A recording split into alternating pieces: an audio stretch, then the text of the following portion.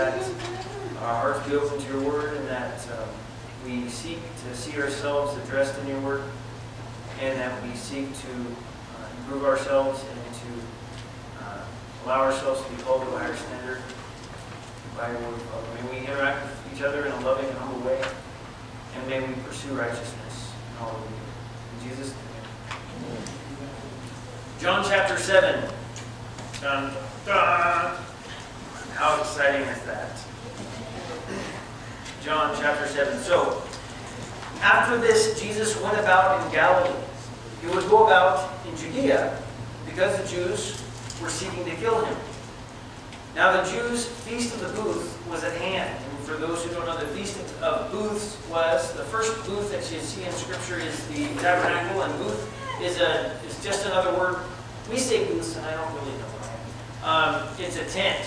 And the word tent is a synonym, the word tabernacle is a synonym for a tent. And when the Jews were in the wilderness, as they traveled through the wilderness, after they left Egypt and they set up the tabernacle, the tabernacle was this huge tent that inside had basically all the stuff of the temple was inside it, but it was a mobile home for the Lord's house, right? I mean, that's what it was.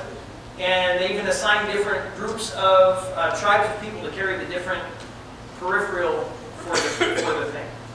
When they got the actual temple built, in 1 Kings chapter 8, verse 2 is the dedication of this temple that's being built. And then when they built that temple, they had a brick and mortar building. And so no longer did they have the tent for the tabernacle. And so they instituted an annual, when they built that, they instituted an annual feast of the tabernacle, which was a reminder, and they'll call it, some of you might have heard of it as the Feast of Shelters, right? Or the Feast of Tents, or there's a Jewish name for it, I don't remember what that one is, but they're names for the same thing. The Feast of Shelters is named for the same thing, but the people would go out and they'd live in a tent in the wilderness for a little bit, and then they would go in and have basically a service to God where they would offer sacrifices and do things like that. Deuteronomy chapter 16, verse 16 will say that you're not allowed to participate in that without bringing a sacrifice. So you weren't just supposed to just say, hey, I'm here, nothing to offer God. The whole idea is that if you come before God to remember what He's doing for you, that you have something that you intend to give something to Him. It's not supposed to be, if you go to a restaurant and you get bad service, right? What's your attitude if you go to a restaurant and get bad service? Don't get a tip. Somebody said not getting a penny. Right? So it's interesting, right? We have this attitude in commercial industry that who is the star of the show? The customer is always right. So we get this attitude that on the customer show, I am right. It needs to be the way I want it, when I want it, how I want it. And so we got all these weird slogans about having your way, right? That's not what the tabernacle is supposed to be about. It's supposed to be about having things God's way. Right? So we have a very polarized standard now. Like I say, Deuteronomy 16:16, it's supposed to be the case that when you show up, you're supposed to have something to offer God. Not supposed to show up and think, God, what do you have for me? And you hear people say stuff, I didn't get anything. And maybe the case today, some of you guys say, I didn't get anything out of the sermon. Well, if you don't get anything out of the sermon, I'm sorry. But are you supposed to come here to get? You're supposed to come here to give. Right. That should be the nature and the attitude of our hearts, right? That we're here to encourage and build each other up. And most of the time, the people that say, I'm not encouraged, I'm not built up, are the people who aren't encouraging, who aren't building anybody up. So. Verse 3, so his brothers said to him, this is an interesting verse here, how long have his brothers been around them? It's interesting, I tell my children, I've known you your whole life, They've been around, so, right, when Mary was, let's just figure this out real easy, right? When Mary had Jesus, she was what caliber of gal? What classification?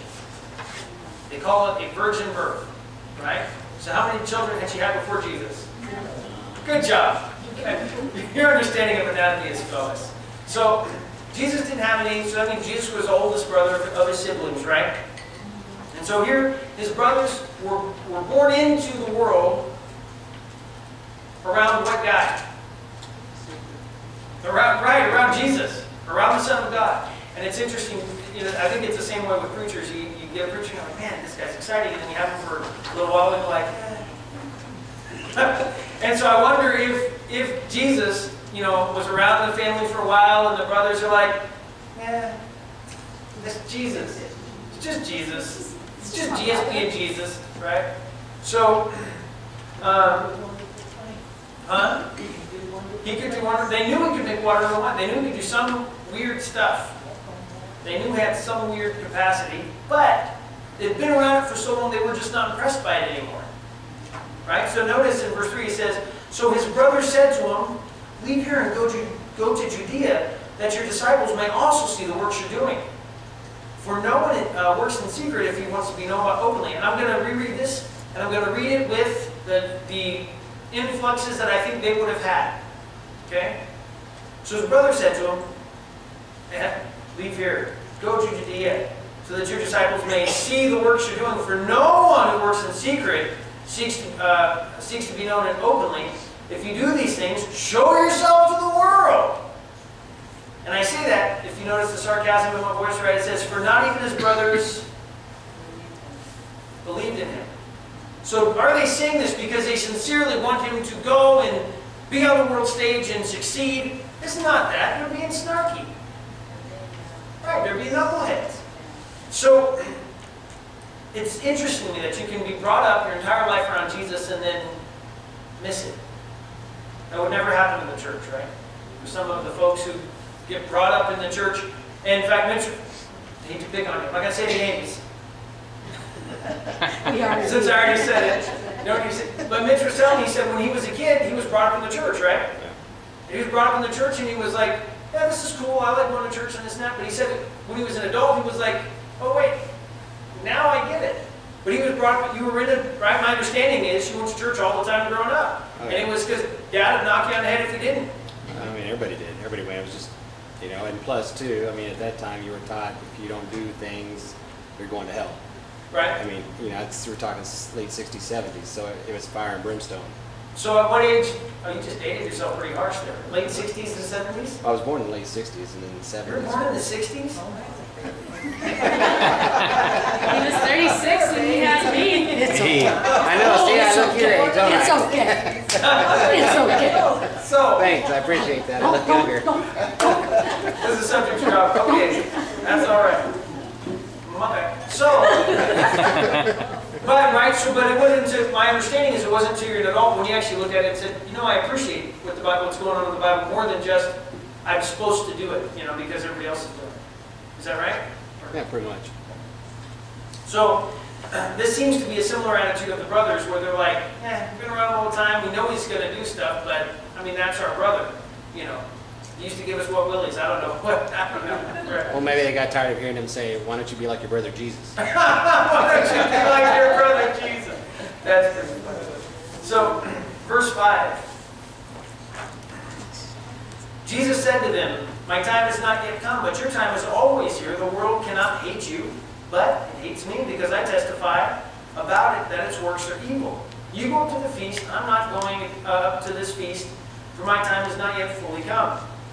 After saying this, he remained in Galilee, and it's interesting here because one could say, look I found Jesus and he's a liar. It's not the case. He didn't lie about it, but if you continue on, he says, but after his brothers had gone up to the feast, then what? Then he also went up, but privately, not publicly, right? So this is an interesting thing because he tells them, I'm not going up.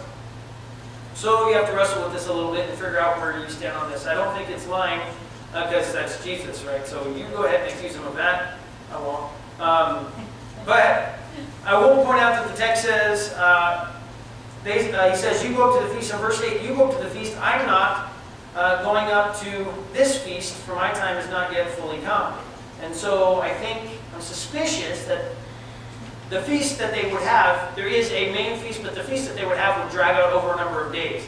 And so I'm suspicious that when he says this feast, he's talking about to the specific feast that you're going to, but he just doesn't tell them that, he's going to come up later, but he's not going to the dinner that they're going to that night. is the way that I choose to fit it into my paradigm. Because I do know that Jesus is not a liar, right? So, With the New International, he says, I'm not yet going. not yet going? You go, I'm not yet going. Right, right. So then they go and he goes with them. Right. So, either way, I wouldn't pick a fight on either one. Verse 10, but after his brothers had gone to the feast, then he also went up, not publicly, but privately. And so, like I said, I just say this is not a lie. However you deal with it, you have to come down. Either you think that Jesus is a liar or you think that he's not. Right? So however you're going to deal with that, you have a choice to make. So, verse 11, the Jews were looking for him at the feast and saying, where is he? So, did they expect him to show up at this thing? Yes. And it may even be the case, since they were looking for him. It's one thing if they go to the brothers and say, oh, he's not coming. You'd think they would stop looking for him. But it appears to be an ongoing looking for him. Almost as the word is getting around, right? It says, and there was much muttering about him among the people, while some said, he's a good man. Others said, no, he's leading people astray. So here's an interesting thought. Jesus is who? Son of God. Did you know there are mixed opinions? Some say about this guy, he's a good guy. He's doing right. Some people say, nah, he's a knucklehead, he's a false teacher. What do you mean when you say he's leading people astray? What does that mean?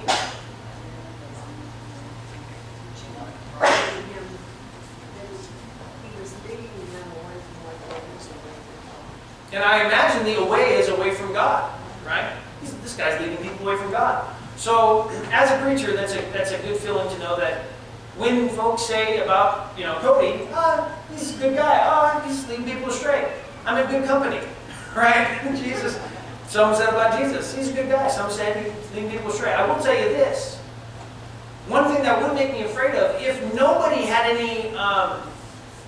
any conflicting opinions of you, that would not be in tune with what went on with Jesus. Right? Did people have conflicting opinions of Jesus? Yeah. If we're going to be like Christ, will people have conflicting opinions of us? I would suspect. I don't think humanity has changed a lot since then. So if it is the case that we're going to be like Christ, I can only imagine that there would be some people would say that person's doing a good job, and some people would say, nah, he's leading people astray. Verse 13. Yet for fear of the Jews, no one spoke openly of him. So is there any implications that are lingering underneath the text with that? When it says, yet for fear of the Jews, no one spoke openly of him. What's implied? What's that? The Jews were after him? Or at least after those who were following him, right? They were going to cause trouble for those who were following him. What else? They were afraid?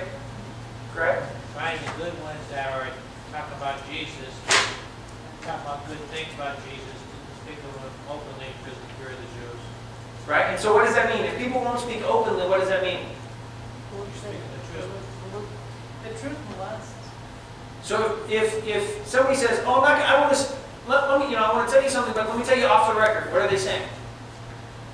I don't want to speak openly about the thing, but does that mean they don't want to speak about it? Right, they want it private. So it's interesting, the word we would use for that, if we were to just sum it up in one word, it would be gossip. Right? So it's interesting because it says, for fear of the Jews, no one spoke openly of him. It's not that no one spoke of him. It said nobody spoke openly of him. Right? Were people still speaking about Jesus? Yes, sir. I'm going to disagree that I don't think it's necessarily gossip because there's several people that will leak information to news outlets that want to remain off the record. Right. And they just want to make sure that they're kept secret for fear of retribution. Right.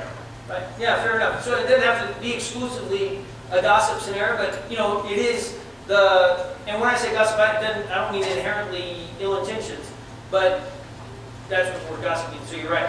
But it is speaking, I want to keep private channels with what I'm speaking. I don't want it to be out in the open, but I want it to keep it off to the side. Well, I would say that they don't want their name and their person and their family line associated with that. They want to remain anonymous. They're not afraid to speak the truth. They're just saying that they don't want to be associated with that in the open because of fear of persecution. Absolutely. And I'm suspicious that there were folks who would speak well of Jesus, but didn't want to speak openly well of Jesus. Right? And that's what it says for fear of the Jews. What's it talking about? Well, Right? historically, I mean, they've already experienced a few times, I mean, because even Gamaliel, I believe it was, in one of the letters in the Gospels about talking about, if this guy is who he says he is, you're fighting against God. Right. Or if you let him go, because there had already been somebody that led the people out into the desert, so many thousands of them, and the Romans basically killed them all. So that's And so then you had the guy you're tower, talking about is you had the- Gamaliel. What's that? The guy you're talking about that makes that statement, his name is Gamaliel, and he's in Acts, and he's talking about the apostles. Right, but then there's also that deal with the tower, that falling on the people, and it's like, who sinned? Was it them, or was it, so they've already had all these things going on, and people saying, I'm the Messiah, I'm this or that, because they've been expecting it. They're like, okay, we'll hold back. We're not necessarily going to publicly say this is who it is, because what if it's not? Well, and you're going to see that even in this chapter, you're going to see Nicodemus speak up. And the instant kickback that Nicodemus gets he didn't even come to Jesus' aid in any kind of heavy way, but he's just like, hey guys, let's just think soberly about this. And they're like, oh, so you're one of those guys, and it's just like, oh my goodness, So they've already seen persecution, so they know Right. people that throw their lot in with whoever's, that's the way that works. So it's like, and it didn't work out, so they're like, let's keep it to ourselves, maybe. When you have, in the Sadducees and Pharisees, you have a group of people who have mastered pack mentality. I mean, right? If they catch a person in sin, what do they do with them, right? If they catch a gal who's sleeping around, and they caught him act, and they bring him before Jesus, they didn't care at all. Were they concerned about sparing her life? No. They were using her as a puppet to see what they could put Jesus between a rock and a hard spot. Right? It wasn't because they were concerned about the law that was broken, about the families that are shattered. Does adultery have massive traumatic events that take place? They weren't concerned about fixing those. They weren't concerned about whether the gal was going to lose her life or not. What they were concerned is using this person and their situation and their sin as a vice against Jesus. The only thing that can be is a pack mentality. Right? Is where you don't care about getting the right or wrong. You just want to find some way to crush somebody. You don't care who gets hurt along the way. Something wrong with it. So, But the controversy was going on between people whispering amongst themselves. One group is saying, no, he's Right. deceiving us. The other group is saying, no, he's not. amen. There's a big controversy going on. And one of my favorite verses in chapter 7 is got to be, we're not at that point yet, but be looking for, we'll talk about it in a moment, is verse 24. It's one of my very favorite, let's see. Yeah, verse 24. Well, and there's a couple of them too. There's another one, where's that one where he says, verse 31 also. 24 and 31 are both so super strong, but we'll get there as we go. So, I also want to point out too, I skipped a little bit over this, but Jesus says to them, right, in verse 6, my time has not yet come, but your time is always here. The world, what's he say? How the world feels about his brothers. They cannot hate you. But what's he say the world feels about him? It hates me. This is an interesting thing because I'm fully convinced that in our society we see in the world a specific strategic hatred for Jesus to the exclusion of hating anything else.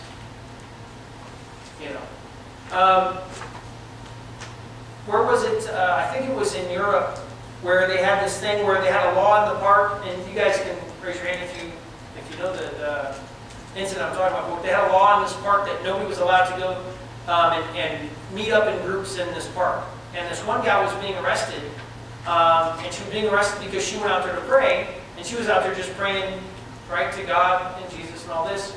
And so what was happening, the reason she started going out there to pray was because the Muslims had come and gotten the tribal Muslims to get in there and take different times of the day to sit down and pray. And the police would not get them out of the park, but this gal went to go pray, and the police ran her out of the park. And she said, what are you talking about? And they told her it's illegal. And she says, what about the pack of Muslims that are doing this? And they say, well, that's different. What's the difference? Right? I mean, if you're going to say no religious things in this park, why is it just the Jesus ones that get shut down? And if you look at the stuff people get upset with in our society, it isn't Muslims people get upset with. It isn't Buddhists that people get upset with. It's Jesus that people get upset with. It's interesting stuff, the unique hostility towards Jesus. And Jesus points that out back there in verse 7. The world cannot hate you, but it does hate me because I testify about it that its works are what? Right? Who wants to be told what to do is wrong? Amen. A wise Amen. man, a wise man. A wise man. That's right. What is it the passage says? A wise man appreciates rebukes of a brother or something. I don't remember exactly how it's worded, but yeah. So, A wise man, he will like yeah, he gets smarter from it. Yeah. So, verse 14. Now here we have, as Jesus already said, I'm not going to go up. And then about the middle of the feast, Jesus went up into the temple and began teaching. Yeah? Oh. The Jews therefore marveled, saying, how is it that this man has learning when he has never studied? Had Jesus ever studied? Do you guys remember a story about Jesus when he was about 12 years old? He said he didn't go to the temple, he had to father's business. Right? Had Jesus ever studied?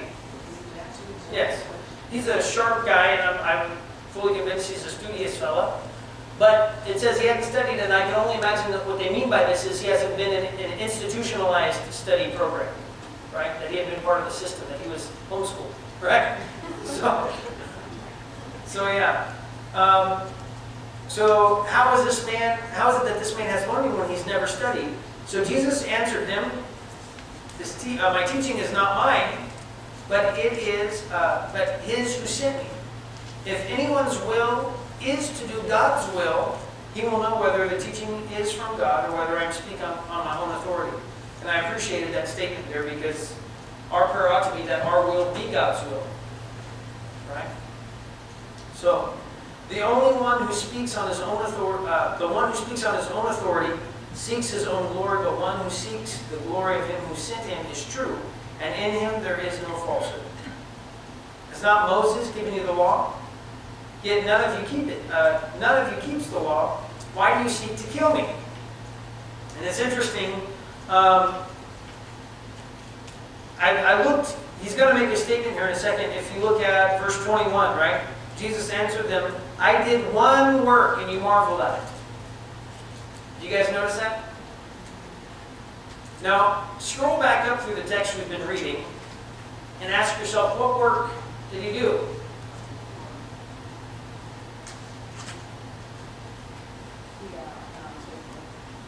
Right? So, this isn't, the work that he did is not a work that, now he had just come up to the feast, right? And we don't get any statement. When I first went through it, I had to reread it, and then check with like 4 or 5 commentaries, and then get a chronological synchronization of the Gospels to see what was going on there. And what was going on there is there was the fella in Jerusalem that Jesus healed, this guy that was by the well. We talked about him a couple of weeks ago. The guy that was by the well and the water would get disturbed and he would want to go into the water, right? This guy. This guy was the only person in Jerusalem that Jesus had healed. So it's interesting because here they are, and this is a significant amount of time later. I can't say exactly how many days later or whatnot, but it seems to be at least weeks later, if not a couple months later. And Jesus is here, and the murmuring going on is still about that instance where that guy was by the water. It seems to be, right? Because there's no indication, prior to this, there's no indication of what work he did. And the work he's talking about, if you look at the Greek, it's talking about a miraculous thing, not the work of walking up to the city and saying, hi, I'm here, guys. That's not the kind of work he's talking about. He's talking about a miracle. And I bet you some of you guys even have the word miracle in there, don't you? Is there anybody that you have the word miracle there? Right. It's a miraculous thing that he's referring to, but we don't get a clear indication from the chapter. If all we had was chapter 7 to go off of, we wouldn't know what he did. You know. So some people are getting upset with him, and you'll notice you can get some indication by Jesus' answer of what the accusation was, right? It's like listening to one half of a phone call. But look back at verse 19. He says, has not Moses given you the law? Yet, how many of you keep it? He's not making friends. Right? Yet none of you keep it, he says. and none of you keeps the law. Why do you seek to kill me?" The crowd answered, "You have a demon. Who's seeking to kill you? You're crazy." Right? That's the gist of it, right? It's, "You're a crazy man." Jesus answered them, "I did one work and you marvel at it. Moses," and he's going to explain now how none of them keep the law, right? "Moses gave you circumcision, not that it's from Moses, but from the fathers. And you circumcise a man on what day? On the Sabbath." So you get a little bit of an indication on whatever the accusation is about Jesus, it was likely something to do with the Sabbath. Yeah. Oh, you said Sunday? I said on Sunday, but I meant. Yeah. The Sabbath. So it's interesting because guess what day it was when Jesus healed that guy? And guess what the qualm was with the whole healing of the guy? Not that they, by the way, this goes back to the same attitude that they had with that they'll have with the woman caught in adultery.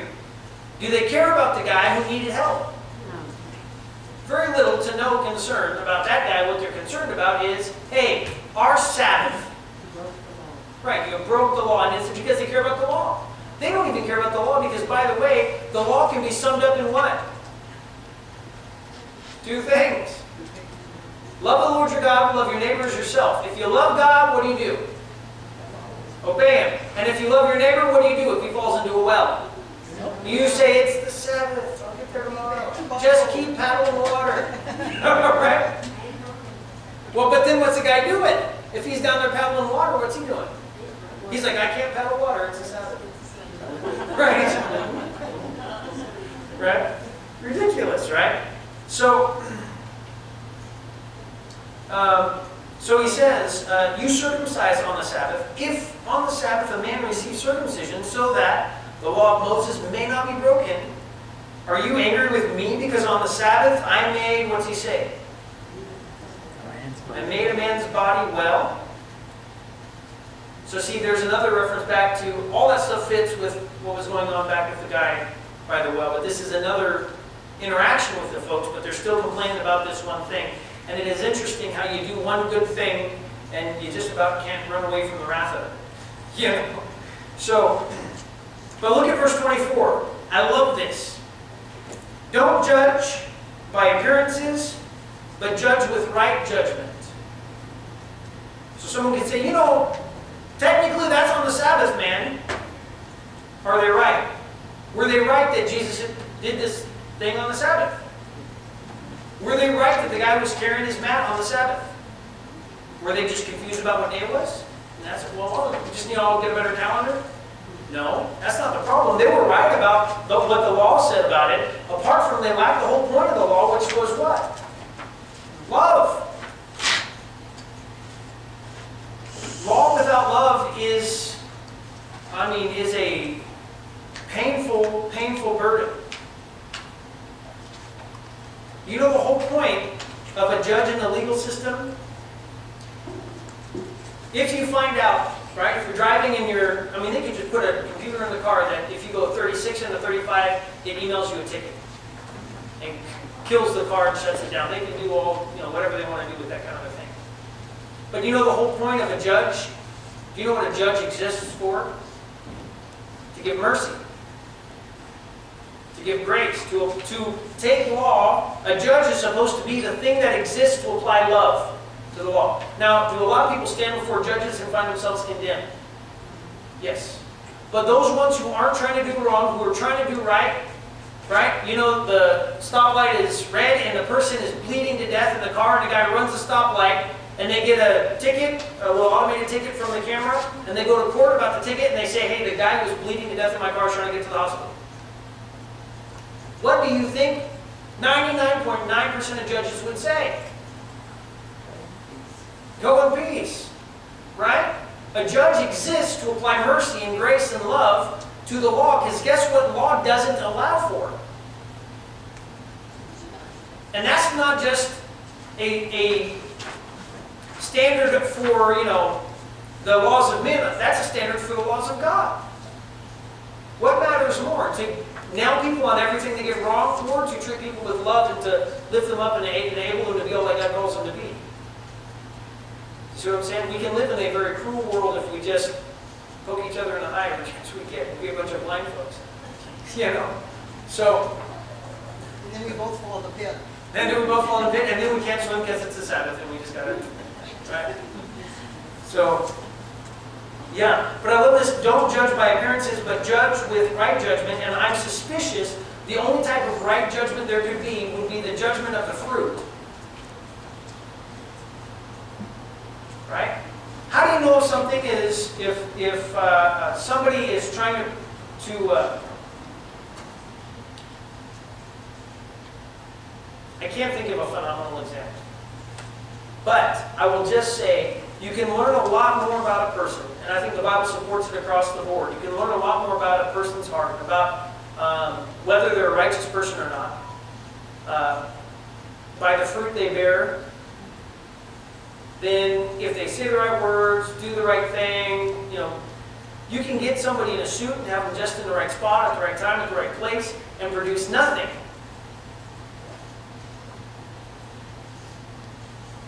Right? Or you can have somebody who cares and is invested in what they're doing, and they produce fruit. And it may be a clunky, broken mess to watch. I'm not speaking about myself. Right? It may just be a little bit of a blunder to look at, but they produce fruit. Right? I will tell you, I would much rather have an uneloquent knucklehead who's doing what they can and producing fruit than a very well-spoken, useless person. Right? So it's interesting. Jesus says, don't judge by appearances, but judge with right judgment. And the only way I can imagine this playing out is where Jesus is talking about, look at the guy. He was sick, and what is he now? He's well. You're really excited about, oh, we got to obey the law, but you're going to go circumcise if it is going to break your law or not. Because your law is even in conflict with itself, right? So, if you love, then guess what you care about? This guy's been broken for a long time. And he was broken, yes, you can say, oh, he's broken due to his own sin. Because that's what Jesus says to him back in that previous chapter. Stop sinning or something worse is going to happen to you. Right? So, whatever that was that he had was some issue in regard to his own sin. And so it's interesting because the product is the most telling feature about it. What's produced is the most telling feature about whether, when we go to look at it and judge it, was it right for Jesus to heal this guy on the Sabbath? Well, and I would even argue that according to the law, if they understood the spirit of the law, according to the spirit of the law, they'd have been fine. According to the letter of the law and the spirit of the law are not always the same thing. Right? So, Yeah, we could say that about our laws. Their laws are given to you by God. They had to be of value. So, and it's interesting, so at one point Jesus is going to say, the Sabbath was made for man, not man for the Sabbath. The Sabbath is supposed to obey, what's caught up in that statement, the Sabbath is made for man and not man for the Sabbath. The Sabbath is supposed to meet the needs of man. The reason it was established was so that the Sabbath could meet the needs of man. Which is, every 7 days, what do we need? We need some rest. Right? So the Sabbath was supposed to meet the needs of man, but here we had the Sabbath being a lord over man. And it wasn't supposed to be that the man was for the Sabbath, that the Sabbath is for man. Right? So here we have men are like bowing down and submitting even to a toxic state, to the thing which was supposed to help them. You know. So notice back here in verse 20, the crowd answered, you have a demon, who's seeking to kill you? Nobody would do that. You're crazy, right? Look at verse 25. Some of the people of Jerusalem therefore said, is this not the man they seek to kill? Who's looking to kill you? It's interesting how, those who look to kill will be like, no, nobody would ever do that. And everybody who's standing on the sidelines watching this is like, you're trying to do that. It's obvious to the spectators. But it's interesting when we tell ourselves that what we're doing is okay, when we know that we've set out for a hostile strategy, that we can pick just such an angle that we can try to have it be like, no, what I'm doing is good. I would never try to cause a problem here. What I'm doing is good. I'm just fighting for truth and justice in the American way. And sometimes we can talk ourselves into that. I wouldn't go so far as to say that the folks who say, oh, no one's trying to kill you, that group didn't want to believe that they weren't trying to kill him. But they probably felt like, well, we have no choice. We've got to kill him. He's saying he's the Son of God. He's leading people astray. You see what I'm saying? We can logic ourselves into being the bad guy while we think we're the good guy. So some of the people of Jerusalem therefore said, is not this the man that whom they are seeking to kill? And here he is speaking openly, and they say nothing to him. Can it be that the authorities really know that he is the Christ? Which is kind of funny, right? Because I've been suspicious that they were suspicious that maybe he is, but we're terrified of it. And I'll tell you, there's an interesting phenomenon that happens with folks. My dad was teaching in Cambodia, and I've told a great number of you guys, probably everybody in here has heard when I've talked about geometry. Probably not everybody. I don't think you've heard. But that's just because you weren't here. There's a character named Siama Tree in old Buddhist manuscripts, if you're speaking according to the Cambodian language. Every Asian language has a different name for the guy. And he is this fellow who Buddha would prophesy would come in about 480, 490 years. And when he comes, and Buddha was about 480, 490 years BC. And Buddha said that when he comes, he'll come with armories that conquer and love. He'll have holes in his hands and feet, a wound on his side, and scars on his forehead. And that when he comes stopping Buddhists and go follow him. And then you get this thing where there's these wise men who are from the Far East looking for Jesus. Right? When Jesus is born. Interesting stuff. But one of the things that's interesting on a relevant issue with this today is that when my dad would go and talk to people about this, he said, oh, I want to translate this scroll from your guys' language into English so that we can have, we can share this with people. And so my dad talked with this guy who had been a monk and became a Christian, and then my dad came back and then went back 6 months later and talked to him and said, okay, let's get that translating going on. And the guy says, I've got bad news. My dad says, what are you talking about? He says, well, I've talked with this about some of the other Buddhist monks, and they said, I'm not allowed to translate this for you. And my dad was like, well, why is that? He said, well, if we translate this, there is a strong fear that everybody will stop being Buddhist and go be Christian. So here's what's interesting. What did those folks love more? Buddha or their religion? If a scroll was written by Buddha, right? If a scroll was written by Buddha to go follow Christ, and they said, well, we don't want to translate that because people will leave Buddhism to go follow Christ. What do they love more, Buddha or their religion? Their religion. What did these people love more, God or their religion? You see what I'm saying? So, verse 26, and he is here speaking openly, and they say nothing to him. Can it be that the authorities really know that this is the Christ? So this is I'm suspicious that some of the folks were suspicious that Jesus was the Christ, but they loved their religion more than they loved God. They had a good setup. If it ain't broke, don't fix it. But sometimes the problem is you've been messing with broke so long you don't know what broke is. And they didn't realize that they were broke. So they say, but we know where this man comes from. And when the Christ appears, no one will know where he's from.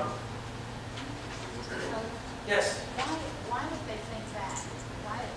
So there were prophecies saying that he would have no beginning and no end. Hebrews touches on it a little bit, right? So it'll say that Jesus is a priest in the word Melchizedek. In that, he doesn't have a beginning or an end. And that isn't to say Melchizedek had a beginning or end. It just there wasn't a history of his beginning or end. Melchizedek in real life was just a guy. So, but yeah, in that he's a priest with no history, right? So, but we know where this man is from. Where this man comes from, and when Christ appears, no one will know where he's from. And it's interesting because there's a lot of different passages that'll say in the New Testament, it'll say that it was prophesied that Jesus would be a Nazarene, which is actually a poor translation of what was going on in, I want to say it's Isaiah chapter 11, where it talks about out of the stump of Jesse will come a shoot, a branch. Nazarene means branch. And so when someone talks about Jesus the Nazarite, it means he's a person of the branch. When it says there's a shoot that'll come out of the stump, right? So, but it's interesting, there's a number of things. Another prophecy says that he'd be born in Bethlehem. Another prophecy says that he would come out of Egypt. So all of these added together meant what about Jesus? About, I shouldn't say Jesus inherently, right, but about the Christ. As they're looking for the Christ, the idea would be, we don't know where he's from. And they're like, but we know where he's from. They think they know where he's from. But did they know where he's from? Ain't that the truth, sister? Right? So apparently they didn't really know where he's from. And that's the interesting thing, because it didn't, I don't know of a prophecy about Jesus that says people will rightly not know where he's from. It's just these people didn't know where he's from. It's just a matter of fact, they just didn't know that they didn't know where he was from. Right? Verse 28. So Jesus proclaimed as he taught the temple, you know me, and you know where I come from. Right? And you're like, oh, look, he's siding with them, but he doesn't. So watch this, it's funny. But I have not come of my own accord. He who sent me is true, and him you do not know. I know him, for I come where? From him, and he sent me. They just said they knew where he's from. Jesus said, you don't know where. He started off saying, you know where I'm from, but you don't know where I'm from. That's like almost, that's right in line with what Jesus is saying here, right? You know where I'm from, but you don't know the guy that sent me. You don't know where I'm from because you don't know where he's from. Right? So they were seeking to arrest him, but no one laid a hand on him because his hour had not yet come. And you're going to see this verse pop up again. Look at verse 44. Some of them wanted to arrest him, but what? No one laid a hand on him. You're going to find this concept floating throughout all the Gospels, where people get upset with Jesus, they want to deal with him, but his time had not yet come, so guess what? It wasn't his time, it wasn't going to happen. Interesting stuff. Because one thing you can know about your walk with Christ, and as you go and be bold and do the crazy different things you're going to do, is you will not die until it's your time. And what can you do to lengthen that? The Bible says no one by worry can add 1 hour or 1 hair to their head, however you want to word it. No, you can't do anything about that stuff. Don't hear me wrong and think, oh good, now I can eat all the toaster strudels I want. It says you can't add to your life. It didn't say you can't take away from it. Right? But I do want to just tell you this. I've done some weird and freaky stuff in my life. Weird and freaky stuff in my life. Yeah. That too, right? And I arrested a guy one time, and the cop told me this is a bad idea, don't do this again. Right? I went out into the ocean. I thought if the Marine can do it, why can't I? And I tried to do a shore entry into the ocean. My breather I had a scuba tank on, I was going out into the ocean, and sand blocked the air path for the breather, and I forgot that I had a secondary air tank because I'm a moron. But as I'm out there in the ocean, I'm thinking, oh, this is what drowning is like.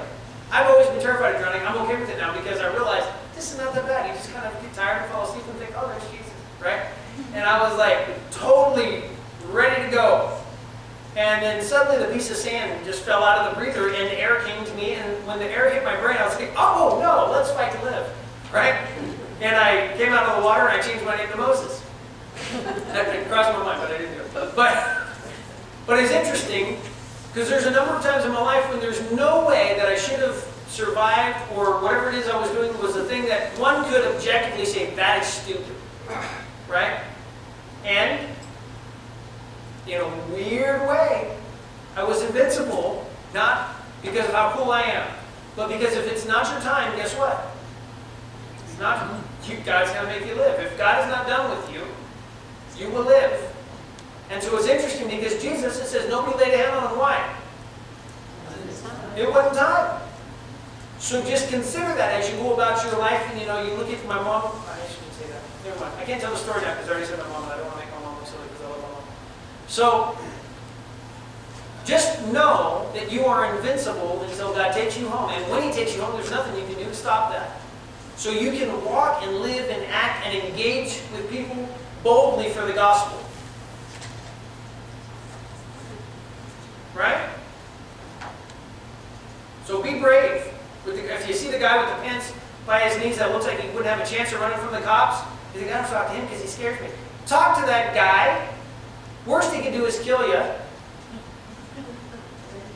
Right? Send you home.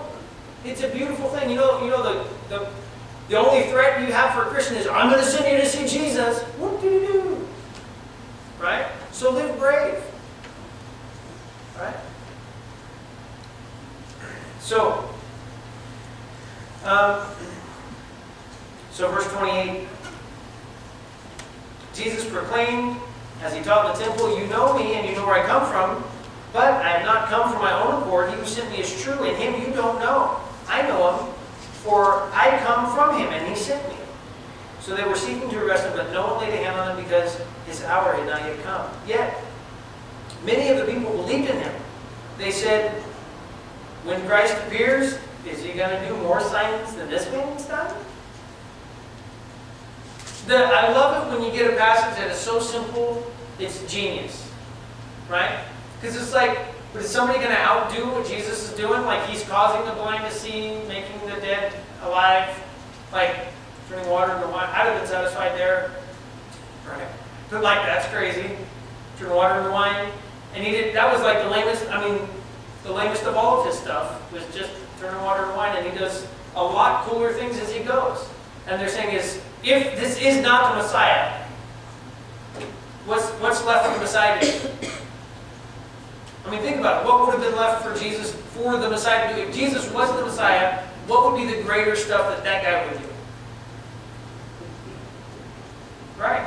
You just about out of stuff. Yes? And what's even funnier is at this point, from what we know, what we've read, He's only done two things: the water and the wine, and healing the guy at the pool. Right. So, they're Yeah, He fed already. Yeah, fed 5,000. I must have slept through that. That's all right. Yeah, no, that's the thing, right? So if you can break up the fish and the loaves, what could you do with an army tank, right? If you had a boat from an army tank, right? You could equip the whole boat. But even with that, that's still like most of His stuff is still to come. You know, the cool things He's going to do. So, absolutely though, your concept is right. Did you have your hand up, Paul? So, that's interesting. Verse 31, I want to point out, verse 31 will condemn verse 32. Verse 31 will condemn verse 32. The people are saying, we believe because when Christ appears, who's going to do better stuff than this? The Pharisees heard the crowd muttering those things about Jesus, right? And the chief priests and Pharisees sent officers to arrest Him. You see what I mean when I say verse 32 condemns, verse 31 condemns verse 32. Because here, these people are getting it, and how do the Sadducees and Pharisees feel about it? I just should say Pharisees. They're like, wait, you're getting it. What's to become of our religion? See, that's what I say. Which do they love more, God or the religion? Which should you love more? You should love God more. If you go through your life and you discover that the Church of Christ does not have the gospel right, which should you love more? You should love God more than your religion. And I say that because it would be fair to say the same thing to a Baptist person. If you're studying and you discover that Baptist doctrine doesn't have it right, which are you going to love more, your religion or your God? Now see, it's interesting when we take the scenario about these Cambodian Buddhist people halfway around the world, we can look at that and be like, oh, that's funny and silly. When we start talking about Baptist folks who've had to make that choice, do I love God or my religion more?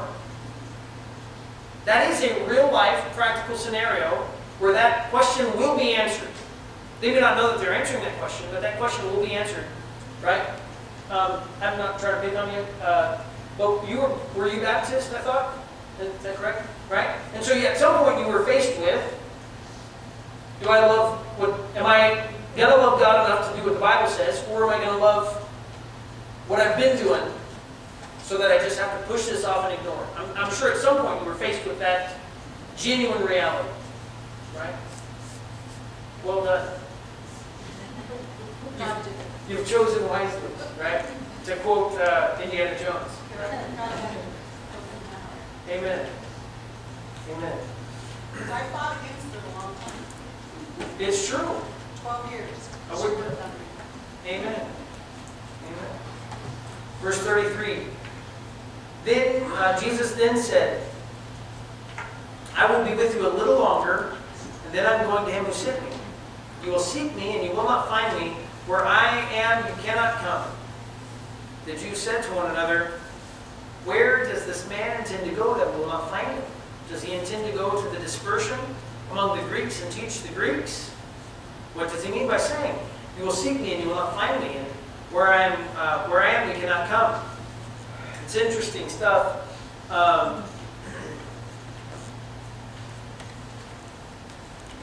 He says, where I'm going, you can't come. Right? Let's hear it. Where does this man intend? Let me back into Jesus' part. Sorry. You will seek me, you will not find me. Where I'm going, you cannot come. And notice what they determine he's talking about. What do they think he's talking about? Go to a different location physically. Right, to physically go to a different location. And what group of people do they think he's going to deal with? Gentiles. Interesting stuff. Interesting stuff, because the people of Israel, if you have any kind of, here's a real irony. This is why Jesus talks about the Sadducee and the Pharisee. No. It's a Sadducee, the Levite. I can't remember exactly what the one guy was. Levite was one of them, and a priest was one of them, and then the Samaritan. We're all walking by. This guy who's beat up and been robbed on the side of the road. This is the story of the Good Samaritan. And they're walking by this guy, and two of the characters don't want to touch him because that would make them unclean. They touched him. And the Samaritan's like, I'm unclean anyway. What do I got to lose?